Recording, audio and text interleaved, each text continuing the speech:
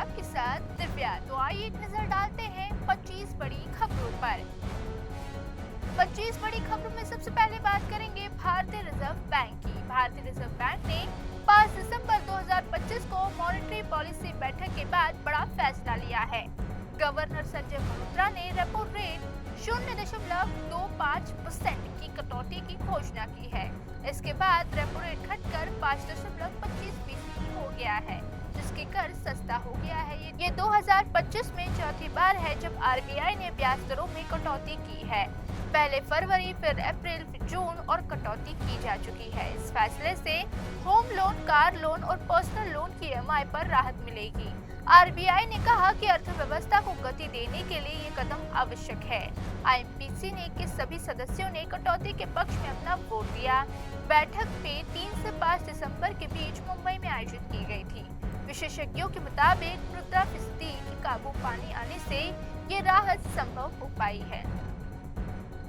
अब 25 बड़ी खबरों में बात करेंगे रूस के राष्ट्रपति व्लादिमीर पुतिन की। रूस के राष्ट्रपति व्लादिमीर पुतिन भारत की 2 दिवसीय यात्रा पर पहुंचे हैं। दिल्ली एयरपोर्ट पर पीएम नरेंद्र मोदी स्वयं जाकर उनका स्वागत किए हैं। दोनों नेताओं ने हाथ मिलाया और एक दूसरे को गले लगाया, जो चर्चा का विषय बन गया। एयरपोर्ट से दोनों एक ही कार में प्रधानमंत्री आवास तक रुक गए और साथ ही 7 लोक कल्याण मार्ग को तिरंगे और रूसी झंडे से विशेष रूप से सजाया गया। प्रधानमंत्री ने सोशल मीडिया पर स्वागत की तस्वीरें साझा की और पुतिन और मोदी की औपचारिक बैठक के लिए स्पेशल डिनर का आयोजन किया गया। आज दोनों नेता 23वें भारत रूस वार्षिक सम्मेलन में शामिल होंगे। सम्मेलन में कई राजनीतिक और रक्षा समझौते पर हस्ताक्षर होने की उम्मीद है। उनका विमान भी फ्लाइट रेडार 24 पर दिन की सबसे ट्रेस की गई फ्लाइट रहा। अब 25 बड़ी खबरों में फिर बात करेंगे पुतिन की। पुतिन का सरकारी विमान दुनिया में सबसे ज्यादा ट्रैक किए जाने वाला विमान बन गया है। एक समय पर 49,000 से ज्यादा लोग फ्लाइट रेडार 24 पर इसे मॉनिटर कर रहे थे। विमान शाम 7 बजे दिल्ली एयरपोर्ट पर उतरा, जहां कड़ी सुरक्षा तैनात थी। मॉस्को दिल्ली रूट पर 2 रूसी विमान साथ साथ उड़ते दिखे। एक विमान में सुरक्षा कारणों से बार-बार ट्रांसपोर्ट बंद चालू किया गया। ट्रांसपोर्ट की मदद से एटीएस ने विमान की लोकेशन भेजी जाती थी। अधिकारियों ने बताया कि सामान्य सुरक्षा प्रोटोकॉल का हिस्सा है। विमान पर सेरिकल पुनस्कर लिखा गया था, जिसका अर्थ रूस है। ये एलआई 96 मॉड्यूल का विशेष सुरक्षा वाला विमान है। पुतिन के उतरते ही पीएम मोदी ने उनका औपचारिक स्वागत किया। अब 25 बड़ी खबरों में बात करेंगे साइबर फ्रॉड्स की। डाई ने हाल के दिनों में बढ़ते साइबर फ्रॉड्स को देखते हुए बड़ा अलर्ट जारी किया है। संस्था ने कहा कि कई लोग मोबाइल, लैपटॉप और या कैफे में ई आधार कार्ड डाउनलोड करने से बचें। यदि मजबूरी में डाउनलोड करना पड़े तो फाइल को तुरंत स्थानीय रूप से डिलीट कर दें। पब्लिक वाईफाई से डाउनलोड करना बेहद खतरनाक माना जाता है। डाउनलोड के बाद ब्राउजर कैश और रिसाइकल पिन को साफ करना जरूरी है। उडाई ने कहा कि गलत हाथों में डेटा जाने से बड़ी फ्रॉड की आशंका रहती है। यदि डिवाइस में फाइल छूट जाए तो उसका गलत उपयोग हो सकता है, तो तुरंत शिकायतें करें। साइबर क्राइम के लिए 1930, आधार से जुड़ी शिकायतें के लिए 1947 हेल्पलाइन है। ये आधार हमेशा पासवर्ड प्रोटेक्टेड फॉर्म में रखना चाहिए। नया आधार ऐप कई सेवाओं को सुरक्षित तरीके से उपलब्ध कराता है। अब 25 बड़ी खबरों में बात करेंगे भारत साउथ अफ्रीका की। भारत और साउथ अफ्रीका का दूसरा वनडे रायपुर में खेला गया। मैच के दौरान रोहित शर्मा और ऋषभ पंत का एक मजेदार वीडियो सोशल मीडिया पर वायरल हुआ। पंत ने रोहित के हाथों पर पलक रखकर इच्छा मांगने को कहा।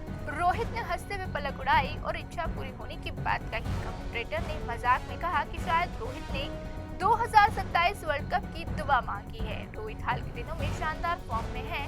हालांकि इस मैच में उनका बल्ला शांत रहा। उनकी पिछली पारियों में 73, 121 और 57 जैसे स्कोर बनाए हैं।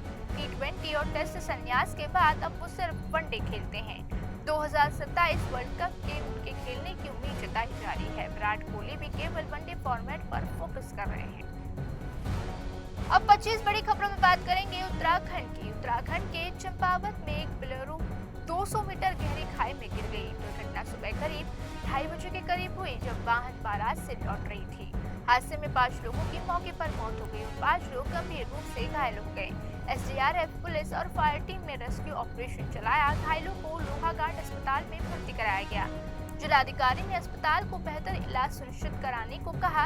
जम्मू के कठुआ में एक ऑल्टो कार दुर्घटनाग्रस्त हो गई थी। इस हादसे में 3 लोगों की मौत जबकि 2 लोग गंभीर रूप से घायल हो गए थे। अब उनकी स्थिति स्थिर बताई जा रही है। पुलिस ने दोनों मामलों की जांच शुरू कर दी है। अब 25 बड़ी खबरों में बात करेंगे रूस की। रूस के कुडलकुलम परमाणु संयंत्र के तीसरे यूनिट के लिए पहली ईंधन खेप भेजी जाएगी। पुतिन की भारत यात्रा के दौरान सप्लाई को खास महत्व दिया जा रहा है। ईंधन नेविगेशन केमिकल प्लांट से एयर कार्गो फ्लाइट के जरिए भेजा जाएगा। कुल 7 फ्लाइट्स पूरी तरह रिएक्ट कोर और रिजर्व फ्यूल पहुंचाया जाएगा। 2024 के कॉन्ट्रैक्ट के तहत तीसरे और चौथे रिएक्टरेट के लिए पूर्ण लाइफ साइकिल फ्यूल सप्लाई शामिल है। पहले 2 रिएक्टरेट 2013-2016 में भारत के ग्रिड से जुड़े थे। कुल मिलाकर प्लॉट में 6 BBR 100 रिएक्टरेट स्थापित होंगे। ये भारत रूस न्यूक्लियर सहयोग का सबसे बड़ा प्रोजेक्ट है। रिएक्टरेट की एफिशिएंसी बढ़ाने के लिए एडवांस फ्यूल का उपयोग किया जा रहा है। इससे दक्षिण भारत बिजली उत्पादन क्षमता काफी बढ़ सकती है। अब 25 बड़ी खबरों में बात करेंगे महाराष्ट्र की। महाराष्ट्र में आज निजी और अनुदानित स्कूलों में बड़ा बंद बुलाया गया है। लगभग 25,000 स्कूल शिक्षक संघ की मांगों में समर्थन में बंद है। टीईटी ने अनिवार्यता, गैर शैक्षणिक कार्यों को बोझ और अध्यापक संयोजना मुख्य मुद्दे पर है। 9वीं और 10वीं के 18,000 से ज्यादा स्कूलों में पढ़ाई पूरी तरीके से बाधित रही। सरकार ने चेतावनी दी, स्कूल बंद रखने वालों पर सख्त कार्रवाई की जाएगी। आंदोलन में शामिल कर्मचारी का एक भी दिन वेतन काट दिया जाएगा। अध्यापक संगठनों ने इसे शिक्षकों के हक पर हमला बताया। उन्होंने साफ किया कि मांगे पूरी होने तक आंदोलन जारी रहेगा। सरकार और शिक्षकों के बीच टकराव और बढ़ने की आशंका है। मुंबई में आंदोलन का कोई खास असर नहीं दिखाई दे रहा। अब 25 बड़ी खबरों में बात करेंगे इंडिगो एयरलाइन की। इंडिगो पिछले 3 दिनों से बड़े ऑपरेशनल संकट से जूझ रहा है। पिछले 24 घंटों में 550 से ज्यादा फ्लाइट्स रद्द की गई है। दिल्ली में 172, मुंबई में 118, बेंगलुरु में 100 उड़ानें रद्द की गई है। एयरलाइन ने यात्रियों से माफी मांगी और सुधार की कोशिश जारी की। इंडिगो डीजीसीए से एफडीटीएल नियमों में 10 फरवरी तक छूट मांग। नए नियमों से पायलट ड्यूटी शेड्यूल और नाइट लैंडिंग सीमाएं तय होंगी। एयरलाइन का कहना है कि सामान्य संचालन में 3 महीने लग सकते हैं। डीजीसीए ने एयरलाइन को सेफ्टी और पैसेंजर सुविधा के उपाय बढ़ाने को कहा है। यात्रियों को फ्लाइट स्टेटस चेक करने की सलाह दी गई और क्रू फ्रंटिंग के काम वाली पॉलिसी इस संकट में मुख्य वजह बताई जा रही है। अब 25 बड़ी खबरों में बात करेंगे गुजरात की। गुजरात में SIR अभियान के दौरान चौंकाने वाली जानकारी सामने आई है। मतदाता सूची में 17 लाख से अधिक मृत लोगों के नाम दर्ज मिले हैं। ये जानकारी मुख्य निर्वाचन अधिकारी कार्यालय की ओर से जारी की गई है। अभियान का उद्देश्य मतदाता सूची को पूर्ण रूप से अपडेट करना है। कई जिलों में डुप्लीकेट और पुरानी प्रविष्टियों की पहचान की गई। अधिकारियों ने कहा कि ये बड़ी प्रशासनिक लापरवाही का संकेत है। चुनाव से पहले गलत प्रविष्टियों को हटाने की प्रक्रिया तेज की गई है। स्थानीय स्तर पर भी घर घर सत्यापन अभियान चलाया जा रहा है। मतदान सूची सुधार लोकतंत्र की विश्वसनीयता के लिए बेहद जरूरी है। अगले अपडेट में साफ सुथरी लिस्ट जारी की जाएगी। अब 25 बड़ी खबरों में बात करेंगे राष्ट्रपति व्लादिमीर पुतिन की। रूस के राष्ट्रपति व्लादिमीर पुतिन भारत यात्रा पर हैं। इस दौरान उनकी एक आदत चर्चा में आई है। पुतिन ना इंटरनेट चलाते हैं ना स्मार्टफोन का उपयोग करते हैं, जिसका कारण उनकी सुरक्षा संबंधी सोच है।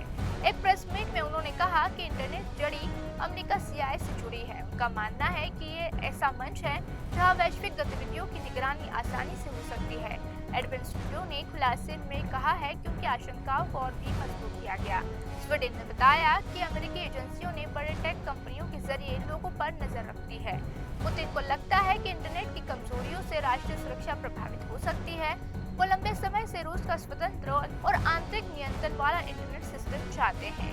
रूस विशेषज्ञ भी इस स्थानीय नेटवर्क के पक्ष में तर्क देते हैं, जिससे बाहरी दबाव कम हो जाएगा। एक टीवी शो में इस मुद्दे पर पुतिन ने आधे मजाक और आधे संकेत के साथ जवाब दिया था।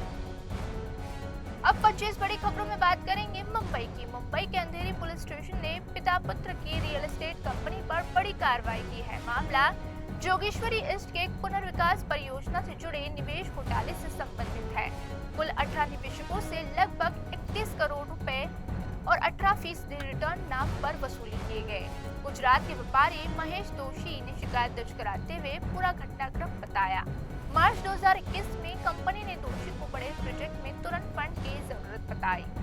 दोषी और परिवार ने आरटीजीएस में 8.26 करोड़ ट्रांसफर किए और कंपनी ब्याज देती रही। सितंबर 2024 के बाद अचानक ब्याज का भुगतान बंद कर दिया गया और टाइमटोल शुरू हुआ। एफआईआर में खुलासा किया गया कि कई निवेशकों से भी रकम इकट्ठी की गई है। पुलिस ने अब बैंक खातों के लेन देन और प्रोजेक्ट दस्तावेजों की जांच तेज कर दी है। निवेशकों का आरोप है कि न ब्याज दर मिल रहा है, न मूलधन लौटाया जा रहा है। अब 25 बड़ी खबरों में बात करेंगे पुतिन और राहुल गांधी की। पुतिन की भारत यात्रा के बीच राहुल गांधी ने सरकार पर गंभीर आरोप लगाए थे। उन्होंने कहा कि उन्हें रूस के राष्ट्रपति से मिलने का अवसर नहीं दिया गया। राहुल ने इसे बीजेपी शासन में विपक्ष की अनदेखी बताया। इस पर शिवसेना नेता मिलिंद देवड़ा ने पलटवार करते हुए बयान दिया। देवड़ा ने कहा कि इससे मिलना है ये रूस तय करता है, कोई राजनीतिक नहीं। उन्होंने पुतिन की यात्रा को भारत रूस संबंधों के लिए महत्वपूर्ण बताया। देवड़ा ने कहा सभी दलों की ओर से पुतिन का स्वागत किया गया। उन्होंने विपक्ष के आरोपों को अनावश्यक राजनीति को रंग देने जैसा बताया। मिलिंद देवड़ा ने बयान के बाद मामला सोशल मीडिया पर गर्मा गया। पुतिन की यात्रा के दौरान ये बयानबाजी राजनीतिक विवाद का रूप ले चुकी थी। अब 25 बड़ी खबरों में बात करेंगे नासिक की। नासिक में 2027 में सिंहस्थ कुंभ मेले की तैयारी को लेकर बड़ा विवाद खड़ा हो गया है। नगर निगम साधु ग्राम निर्माण के लिए 1800 पेड़ काटने की तैयारी कर रहे हैं। पर्यावरण कार्यकर्ता और नागरिक इस फैसले का विरोध कर रहे हैं। राजनीतिक दल भी खुलकर इस मुद्दे पर अपनी बात रख रहे हैं। ग्रीन मार्केटिंग का काम शुरू हो चुका है, जिससे पेड़ कटाई की आशंका बढ़ गई है। इस बीच नीतीश राणे ने बयान में विवाद को और भी भड़का दिया है। राणे ने पूछा कि तपोवन में पेड़ों पर रोने वाले बकरीद पर चुप क्यों रहते हैं। उनके बयान पर पर्यावरणविद विपक्ष दलों ने तीखी प्रतिक्रिया दी है। राणे ने बाद में कहा कि वो सिर्फ दोहरे मापदंडों पर सवाल उठा रहे थे। कुंभ मेला और धार्मिक कार्यक्रमों के बहाने पेड़ कटाई राजनीतिक मुद्दा बन गई थी। अब 25 बड़ी खबरों में बात करेंगे बीजेपी नेता संगीत सोम की। बीजेपी नेता संगीत सोम ने मौलाना महमूद बद्दी पर तीखा हमला बोला। बद्दी के हालिया बयान पर सोम ने कहा उन्हें बीमार कौम का बीमार मौलाना कहा। बद्दी ने आरोप लगाया कि देश में एक समूह का वर्चस्व स्थापित किया जा रहा है। उन्होंने बुलडोजर, मॉब लिंचिंग और वक्फ मामलों के फैसलों पर चिंता जताई। सोम ने कहा कि बद्दी जैसे लोग जिहाद को अच्छा बताते हैं, ये खतरनाक सोच है। उन्होंने चेतावनी दी कि ऐसे बयान बंद होने चाहिए तो लाठी लेकर भागना पड़ेगा। सोम ने रामपुर के सपा सांसद के बयान को मानसिक विकार बताया। बद्दी ने कहा कि अदालत सरकारी दबाव में काम कर रही है। उनके बयान को लेकर विपक्षी दलों ने समर्थन दिया, लेकिन भाजपा ने निशाना साधा। ये मुद्दा तेजी से सांप्रदायिक और राजनीतिक टकराव में बदलता दिखाई दे रहा है। अब 25 बड़ी खबरों में बात करेंगे राजस्थान की। राजस्थान के बाड़मेर जिले में एक चौंकाने वाली घटना सामने आई है, जहां एक पाकिस्तानी युवक प्रेम प्रसंग के कारण इंटरनेशनल बॉर्डर पार कर भारत में घुस गया। सेवड़ा इलाके में 26 नवंबर को ग्रामीणों ने एक संदिग्ध युवक को देखा और तुरंत बीएसएफ को सूचना दी। बीएसएफ ने उसे हिरासत में लेकर बाड़मेर पुलिस के हवाले कर दिया, जिसके बाद पूछताछ शुरू हुई। युवक ने अपना नाम हिंदाल बताया और कहा कि वो पाकिस्तान के सिंध प्रांत के मीठी जिले का रहने वाला है। उसका पड़ोस के एक महिला से प्रेम प्रसंग था, जिससे जानकारी लड़की के घर वालों को मिल गई।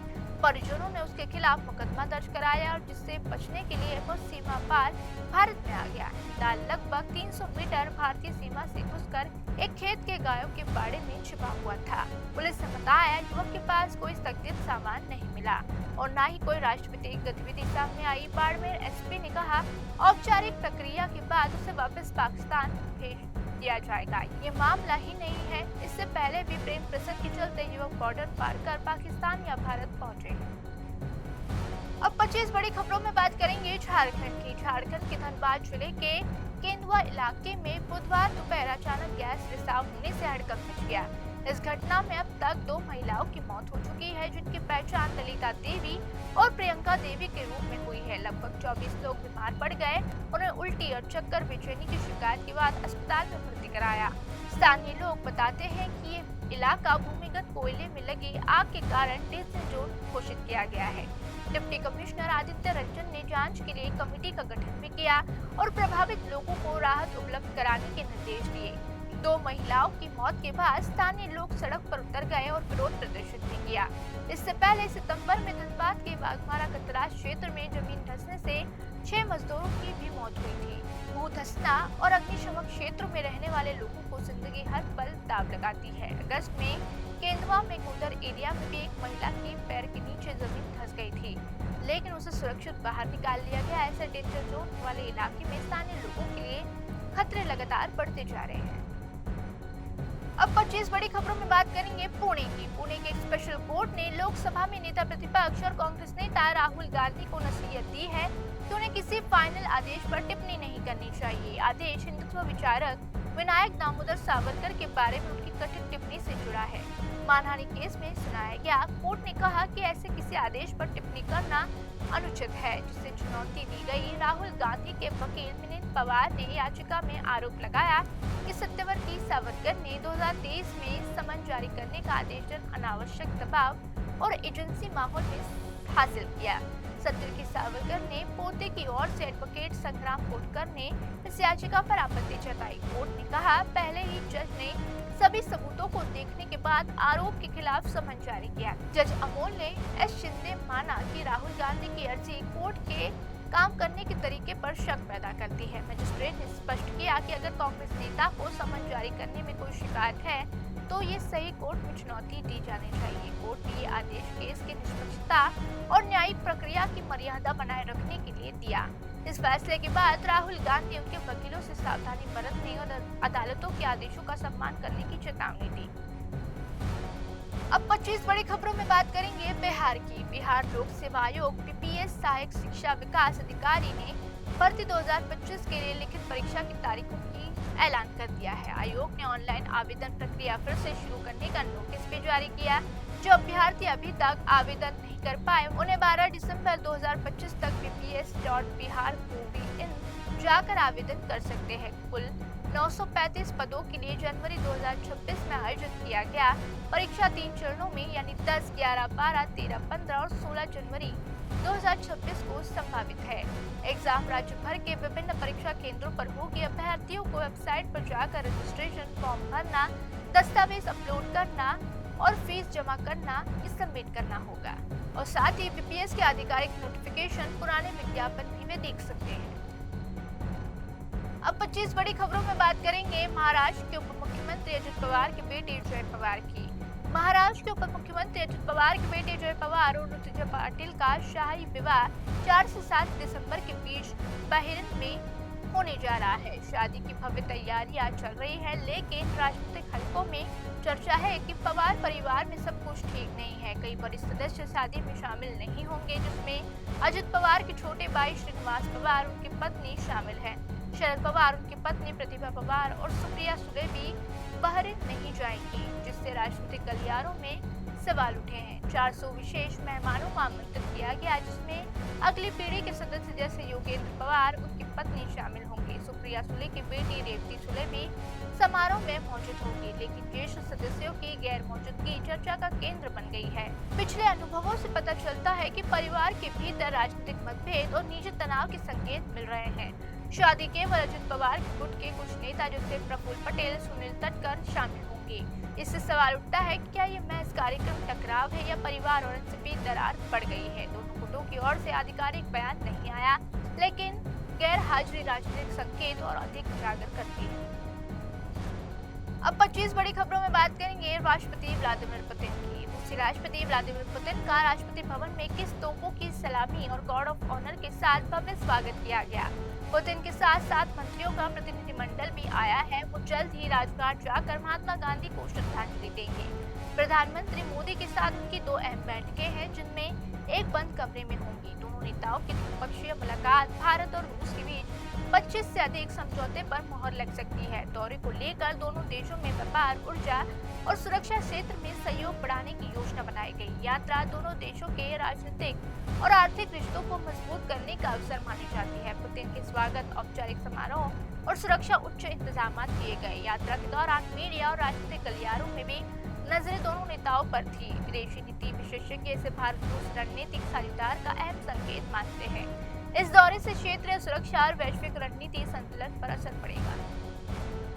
अब 25 बड़ी खबरों में बात करेंगे शीतकालीन सत्र की। संसद के शीतकालीन सत्र में एसपी सांसद मोहिबुल्लाह नदवी के जिहाद वाले बयान पर हंगामा मच गया, जबकि एनसीपी एसएसपी सांसद फौजिया खान ने इसे सही अर्थ समझाते हुए कहा कि जिहाद का मतलब से संघर्ष होता है, नदवी ने मुसलमानों के अधिकारों पर खतरे की बात कही, जिससे सदन में विपक्ष और सत्ता पक्ष आमने सामने आ गए।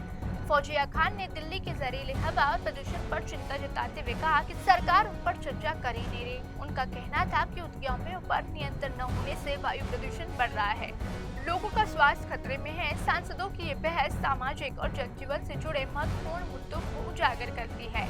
राजधानी में प्रदूषण स्तर गंभीर है, धुएं कोहरे के कारण स्वास्थ्य पर असर पड़ रहा है। बच्चे, बुजुर्गों और रोगियों के लिए ये विशेष सावधानी की सलाह दी गई है। संसद में प्रदूषण और नागरिक अधिकारों पर ये बहस लगातार बढ़ती जा रही है। ये मामला राजनीतिक पर्यावरणीय दृष्टि से बेहद महत्वपूर्ण माना जा रहा है। अब 25 बड़ी खबरों में बात करेंगे अमेरिका की। अमेरिका ने 19 देशों पर लगाए ट्रैवल बैन को 30 से अधिक देशों तक बढ़ाने की योजना बनाई गई है, जिसे होमलैंड सिक्योरिटी सचिव कर्टिस नोएडा ने बताया है।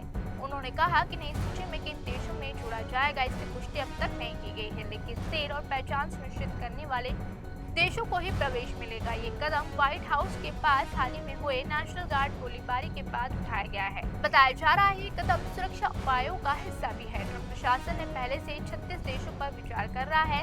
प्रवासन नियमों के व्यापक बदलाव की योजना भी बनाई गई। जून 2025 में 12 देशों के नागरिकों पर प्रवेश प्रतिबंध लगाया गया था, जबकि 7 अन्य देशों को सीमित पाबंदियों में रखा गया।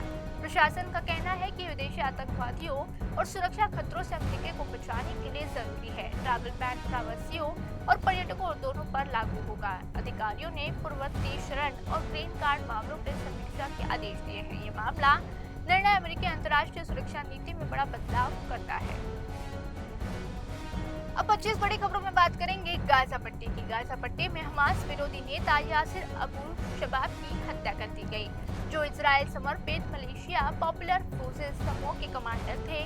दक्षिण गाजा में रफा शहर में हुए इंटरनेशनल क्रैश से उन्हें उनके लोगों ने ही मार डाला, क्योंकि इजराइल के साथ गुप्त सहयोग कर रहे थे। उनकी टिप्पणी रसन अल्थनी ने फेसबुक पर कुरान की आयत साझा की और उनकी मौत की पुष्टि की। अबू शबाब एक वक्त अपराध की जगत का नामी कद था और इजराइल हमास युद्ध में जेल से भागकर समूह बना चुके थे। उनके नेतृत्व में 100 से 300 लड़ाकी का समूह हमास नियंत्रित क्षेत्रों में सक्रिय रहा। उनकी मौत को हमास और इजराइल दोनों पक्षों के लिए बड़ा राजनीतिक और सुरक्षा नुकसान माना जा रहा है। यासिर ने कबालिया और सैन्य प्रभाव क्षेत्रों में काफी मजबूत था। इस घटना ने गाजा की राजनीतिक स्थिति को और भी तनावपूर्ण बना दिया। नए नेता के रूप में रसन उल धनी उधर हो सकते हैं। क्षेत्र में सुरक्षा और हमास विरोधी गतिविधियों पर इसका असर दिखाई दे रहा है। अब 25 बड़ी खबरों में बात करेंगे देश की राजधानी दिल्ली की। देश की राजधानी और कई राज्यों में शीतलहर कड़ा असर दिखाया है। दिल्ली में सुबह शाम रात भारी ठंड महसूस हो रही है। आज भी न्यूनतम तापमान 5 से 7 डिग्री, अधिकतम 22 से 24 डिग्री सेल्सियस के बीच रहने की संभावना है। एनसीआर के जिलों में धुआं और कोहरा छाया रहा, जिससे वाहन चलते समय सावधानी जरूरी है। वायु गुणवत्ता गंभीर स्तर पर बनी हुई है। बच्चों, बुजुर्गों और सांस रोगियों के लिए खतरा बनते जा रहा है। और साथ ही उत्तर प्रदेश के लखनऊ, कानपुर और वाराणसी में तापमान लगातार गिर रहा है। राजस्थान में उत्तर हिस्सों में न्यूनतम तापमान 3 से 5 डिग्री गिर सकता है। मौसम विभाग ने सर्दी, कोहरा, प्रदूषण मिलकर जनजीवन स्वास्थ्य के लिए चुनौती पेश कर रहा है। पब्लिक ट्रांसपोर्ट का इस्तेमाल सुरक्षित उपाय माना जा रहा है। आने वाले दिनों में शीतलहर और भी अधिक तीव्र होने की संभावना है। तो ये थी अब तक की 25 बड़ी खबरें। देश और दुनिया की तमाम बड़ी खबरों के लिए रुकी JDC न्यूज़ इंडिया का अभी के लिए बस इतना ही।